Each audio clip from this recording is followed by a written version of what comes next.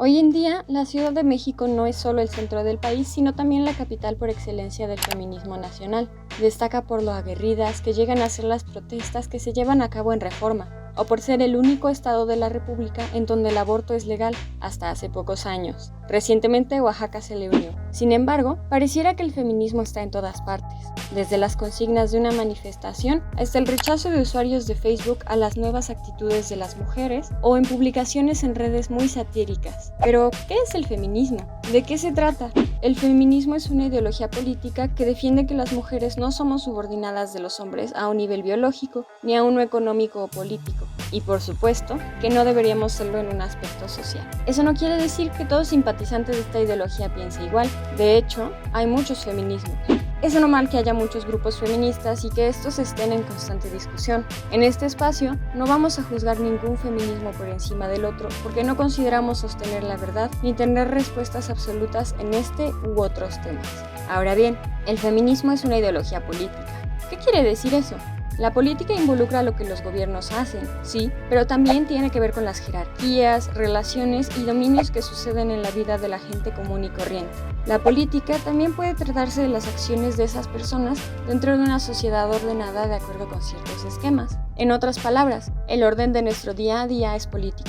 Por otra parte, la palabra ideología es el conjunto de ideas fundamentales que caracteriza el pensamiento de una colectividad o época, de un movimiento cultural, religioso o político, de acuerdo con el diccionario de la RAE. En otras palabras, es una forma específica de ver el mundo. Así que, resumiendo, el feminismo es una ideología política porque se concentra en fenómenos políticos del día a día de las personas y de las decisiones soberanas de los gobiernos y estados que sean dañinos u opresivos para con las mujeres.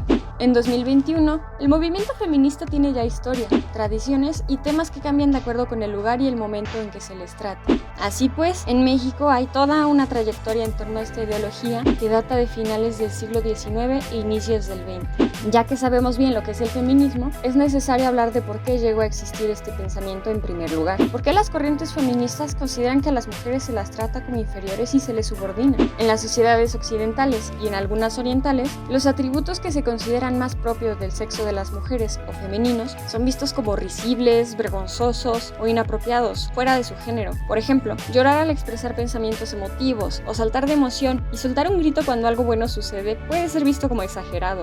Arreglarse el físico se suele relacionar con la vanidad y esta con la superficialidad. En otras partes del globo, el ser mujer equivale a tener que dedicarse a las tareas domésticas y a la crianza de los hijos únicamente. La violencia hacia ellas siempre es justificada, en cada lugar de distinta manera. De hecho, puede que la violencia o la subordinación a veces ni siquiera se noten a primera vista. Lamentablemente, una buena mayoría de las civilizaciones han tenido alguna forma de poder machista. En México, a las mujeres se les pide ser bellas y de buen carácter, dispuestas a cualquier labor y a dar amor en todo momento. Se espera que seamos inteligentes, experimentadas, pero no tanto, y que no critiquemos mucho lo que sucede a nuestro alrededor, que sepamos escuchar, pero nunca perdamos la buena impresión, que seamos emocionales, pero también frías en el trabajo y el estudio. Se espera que tengamos hijos como punto culminación de nuestra vida y, sobre todo, se espera que nuestro máximo interés en la vida sea el amor, el matrimonio, el noviazgo o el dinero. Así pues, la diferencia que las mujeres tienen en las sociedades, comparada con la posición de los hombres, es desventajosa en el mejor de los casos.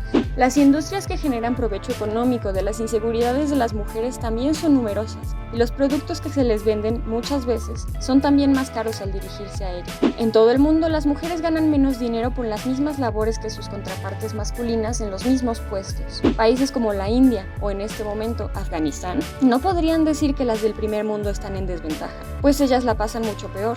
Ahí las mujeres son asesinadas y ultrajadas diariamente en cantidades muy por encima del promedio mundial. A veces no se les permite siquiera una educación básica. De aquí sacamos una respuesta y una reflexión. La primera, que el feminismo existe porque a nivel global muchas mujeres y hombres se han hartado de ver estas diferencias tan ultrajantes. Y la reflexión es que el feminismo no es ni debería verse como un movimiento unicausal, por más que parta del mismo principio, pues varía en cada región y en cada cultura del globo. Si todos los feminismos son diferentes y sin embargo buscan hablar o cambiar cambiar problemas en su entorno político? ¿Cómo funcionan los movimientos feministas? Otra vez, eso depende del lugar y del tiempo histórico al que se quiera observar. Hoy en día, en la América Latina, el medio principal por el que se difunden los ideales feministas son las redes sociales y el resto del Internet. Videos, infografías, canciones y publicaciones tratan los temas a los que las mujeres deben enfrentarse en el día a día de distintas formas. De una forma esquemática y poco formal, las corrientes de actividad feminista en redes sociales podrían resumirse en dos posturas que encabezan un mapa del que parten todas las demás vertientes, a saber, el feminismo radical y el feminismo liberal. Sería equivocado indicar una sola diferencia entre ambas posturas, pues la complejidad de los temas no la permite. Pero a grandes rasgos podría decirse que el feminismo liberal suele acercarse más a los temas desde la ley, mientras que el radical considera que las leyes no son suficientes para cambiar los problemas a los que se enfrentan las mujeres. En el lenguaje coloquial del Internet, es más fácil encontrar información de estas posturas buscándolas como Radfem y Libfem. Aunque la forma más rápida de encontrar información sea la web, no puede subestimarse el poder de la palabra hablada para transmitir el pensamiento feminista, sobre todo entre mujeres. Por otro lado, no debemos olvidar la facilidad con que se distribuye información falsa o tergiversada en redes del Internet, así que tener precaución es siempre recomendable a la hora de indagar en estos temas. Ha sido a través de arduo trabajo colectivo en redes sociales como las que existen ahora, por medio de periódicos o programas de radio, y gracias a grupos de discusión de diferentes vanguardias intelectuales, que el feminismo ha llegado a nuestros ojos. La propuesta es respetar y apreciar las similitudes y las diferencias para trabajar en ambas como una humanidad muy diversa. Solo por medio de la palabra puede un movimiento como el feminista crecer y esparcirse. Así que si tú o alguien cercano a ti tiene interés en este tema, no dudes en abrir la conversación y mucho menos en escuchar lo que una persona muy parecida a ti puede enseñarte.